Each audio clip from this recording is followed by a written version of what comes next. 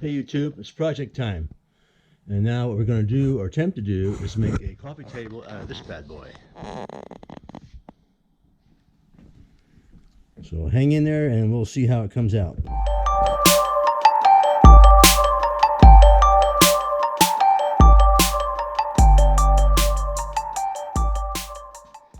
I purchased this from a guy that buys these by the tractor trailer load.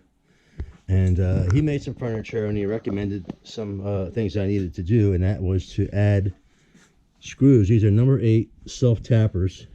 Hex had some guys use Phillips, I used Hex. Every single slat on every band. So when I cut this apart, it's not going to just explode on me. It'll stay together. So it's pretty cool. I'm excited about it. Never done it before. A little scary. My intent is to... Hang on. My intent is to make a base like this out of a raw oak. I bought some from a lumber yard that was rough cut. This is about 1.25 inches thick. And I don't have a planer, I don't have a joiner. I've already jointed it on my table saw, which I'll show you later when I do other pieces. But now what I'm going to do is use my router sled and just cut the top of these. I want these saw marks to stay on there. Just a little bit, real faint. So I got it all clamped in place, and that's the next step in that.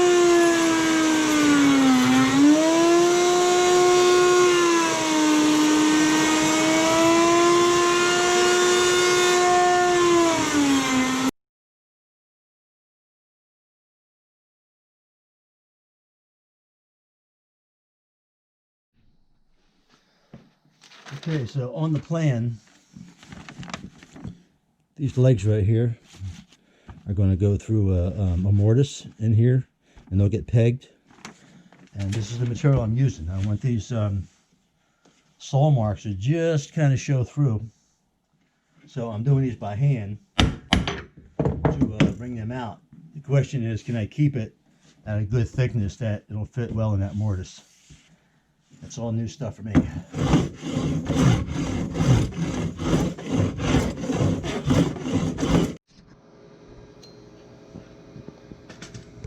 Alright guys, I'm getting ready to cut this barrel in half. It scares the bejesus out of me, but we're going to take a shot at it. And what I needed to do is find the center of the circle, which really isn't a circle, it's more egg-shaped than anything. So what I did was, got an idea what the radius was, and I got my Mickey Mouse compass here, and I just stuck it underneath the band, and I just struck a whole bunch of arcs from different directions, and you can kind of see them here, and where they all fall in the center is what I marked as a center. So what I'm going to do is do the same thing on the other side, and I'm going to put a strap around here to simulate the cut line all the way around. So let me do the other side, and then we'll get back to you.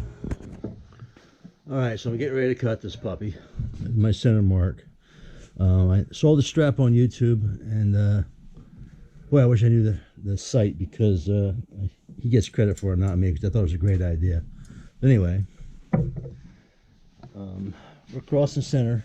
I measured from here to here, here to here, made sure that was the same, and I measured from here to the bolt, here to the bolt. After fighting with it extensively, that's pretty much the center.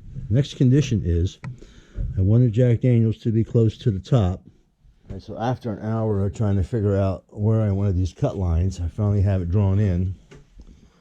And you can see I have a screw on either side of the cut line because my slat is here. Alright. And around the side. This side was a little tough because you can see this slat is this big. I ended up on the edge here, so I didn't have that much. I had to put, so the cut line is going to be right next to the screw, which should be interesting.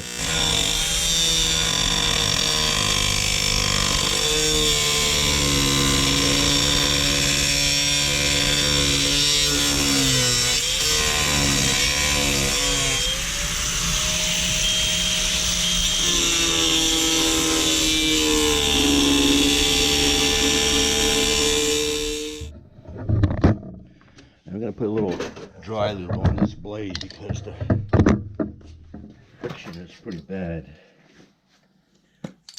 Maybe that'll help a little bit.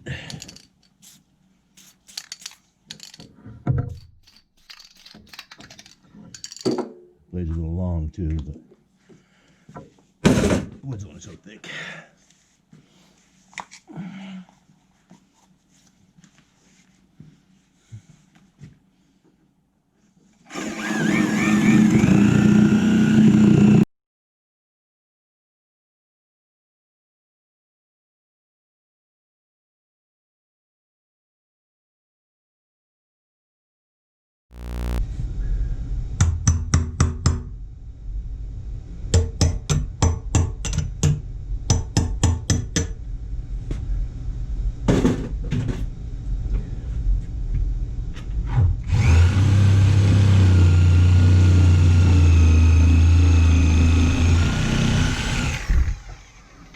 Should be it.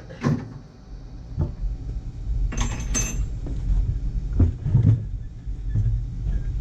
going to have to take something and pull this together, Ben. Figure out how to do that. And otherwise, I'm pretty happy with it. Let me see what I can do on that count. So here's the problem. Solution one was to put a screw in through here, but that's not going to do me much good because it's just going to come apart here or here or here at the seam. My other solution was to put an angle in the inside, but that's going to give me the same result. It's still going to come apart at seam. So the best bet, I think, is going to be, this is threaded rod I got from a home goods store some time ago that I use in lamps. So the whole thing is already threaded. What my plan is to go in here, run it through on the edge, and the only thing I would have at the end would be the thickness of a nut, which is like maybe 1/8 of an inch, and I could put a recess in my frame and drop right over that so you won't see it, because no matter what I do, it's going to come apart somewhere else. So I'm going to do that on both sides, and you can see over here I got the same issue.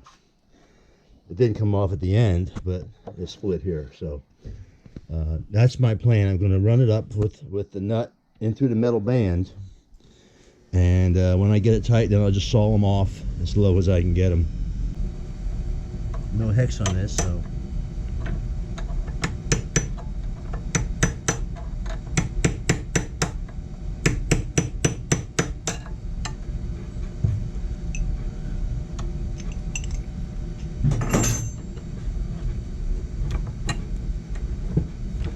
yeah, baby.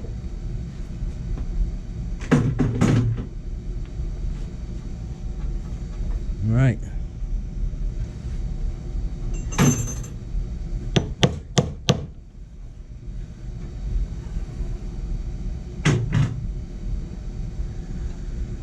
Get Mr. Sawzall back, cut that off, and we'll do the other side. All right. That did the trick. Nice and tight. Seam closed up.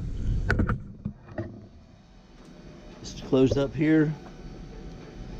And again, I use the washers on this, washer nuts on this side, which you can get, or I use the hex head over here. And whatever you do, I mean, you can use threaded rod, but if you use threaded rod, solid rod, you're going to have a thicker nut. These are only 1/8 inch thick for these lamp rods, and it's fine thread. It's plenty strong enough, I think. And I just have to figure out how to. Probably when I put the frame on, the frame's probably going to be on top of this anyway, so we'll cover it, and then we'll have a little recess here so you won't see it. So I'm pretty happy with that. I just have to beat my bands back in a little bit, and what I'm going to do next is put this up to the level that I would expect the legs to be at, and the top surface. I'm going to have a thick 1.5 inch, maybe 2 inch thick top with a frame. So I'm going to simulate that at a 20 inch high to the top surface, and then work from the bottom up as far as the tenons and the mortises go.